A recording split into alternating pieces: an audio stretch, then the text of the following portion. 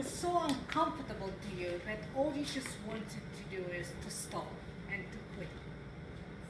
Of course you have. You're a taskmaster. This is how I felt for the last 8 weeks. But that was not because of my icebreaker speech or because of the table topics. That was because I decided to sign up for improv classes at Upright Citizen Brigade. For those of you, for those of you who don't know, Upright Citizen Brigade is considered #1 school in improv classes and comedy sketches in the country.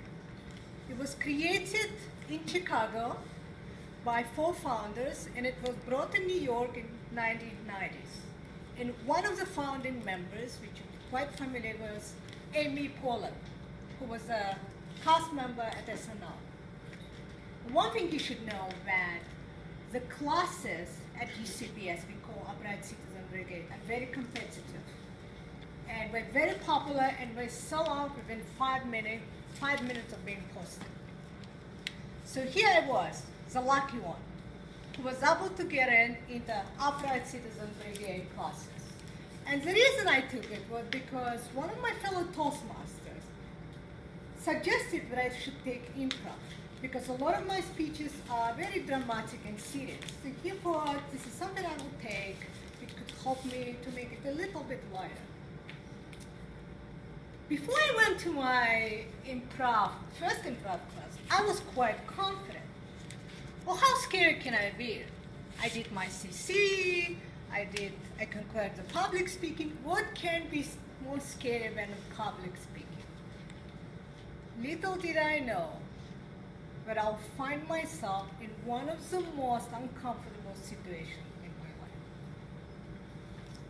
When I walked into my UCB class, I found myself among 15 strangers.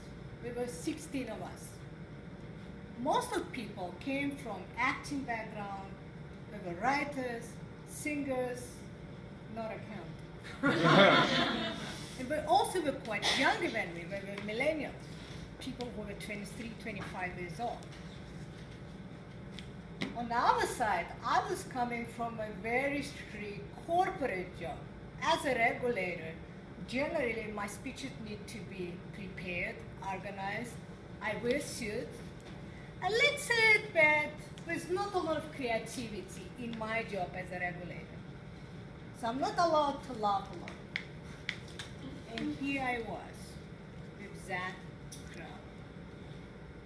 My first class was quite a disaster because I finally realized, I surprisingly realized that after 8 hours in a very serious job, I can't remember the titles and words of the songs and a famous TV show just exactly when I needed to know. It's like my mind would freeze. There will be some where I needed to do some improv. And plus, my instructor told me not to use my dry humor in improv because it has to be very positive. But the dry humor was the only one that I knew. So I was totally disarmed.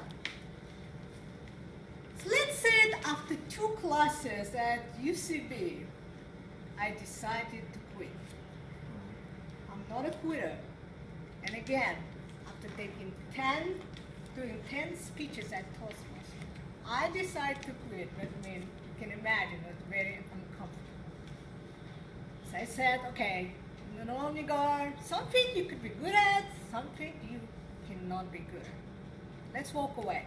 Let's not humiliate yourself. So maybe because I decided to quit, when I came to my 3rd class, I was quite relaxed. I just did not care. During that class, the teacher gave us an assignment. We were supposed to reenact a movie. So my partner and I, the classmate, got a task. The assignment was to reenact a war movie. So he told us, you're 2 soldiers who know each other forever, and we kind of knew each other just maybe for 6 hours.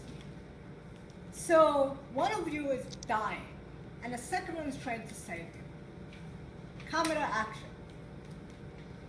My classmate went on the floor and started pretend that he's dying. He was, Tommy, this is the end. I am dying. So I was supposed to come with a response. I tried to remember all the war movies that I ever seen. And I came on the floor with him and I started to yell, practically cried, Johnny, please don't die. Help is on the way. Please don't die. You can't die now. Remember you told me that when the war is over, we're going to go to Alaska. How can you die now? Don't you want to go to Alaska? I think my entire class, including the teacher, was totally shocked about how that turned out and how did Alaska exactly fit in the set. But when everyone started to laugh, so when I sat down, a number of my classmates told me, you actually are quite funny. I was like, okay. It's kind of will be a little bit embarrassing to come to the teacher and tell him that I want to quit. Let me stay a little bit. 2 more classes, 1 more class, but when it comes to the 5th class, I want to quit. And one of the reasons I wanted to quit, because I really could not connect with my classmate. Here's a 20-something years old, who do improvs about drugs, tattoos, copious drinking, and waking up at 2 o'clock in the morning. And someone who was very serious, was trying to improvise with this, it was not working. And when I said again, you know what, let's give it another one more class. 1 more class. The teacher was teaching us to use yes, I, yes, and I gradually started to move away from dry humor. Yes, and means you need to listen to your partner and build on something what he is saying. And finally, we were just 1 more class number 7. Just exactly when I wanted to walk away from class number 7, because they told us that after the 8th class, we will be performing at UCB. My teacher told me, guess what? You can't walk away now. So finally, the day of final performance. At UCB, the very famous stage, I did not even tell my friends because I thought I'm not good enough. I don't want to be embarrassed. But just maybe a couple hours before the performance, I took a couple of my friends and said, you know what? I'm performing at UCB. And they came and they sat down in the first row. And just when I hit that stage, I was actually the most confident person among my classmates. And you know why? Because of all my experience in Toastmasters. That's exactly when all this experience in public speaking kicked in. And I actually started to lead a lot of scenes. And when I finished, my friend said, what are you talking about you're not good at improv? You were the funniest person out there. Yes, I know my friends were biased. But what I want to tell her is that moment, not only I graduated from UCB, not only I performed at the most famous stage,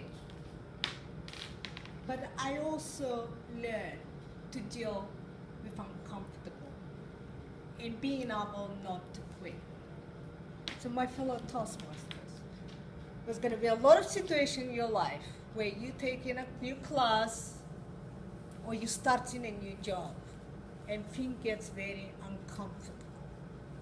Remember, just those things which are uncomfortable to us are the ones from where we learn the most. We're the one who take us to the next level. Just think about it. If I quit in the class number 3, 5, or 7, I would never be able to perform at the best improv theater in New York City. Mr. Toastmaster, Mr. Toastmaster.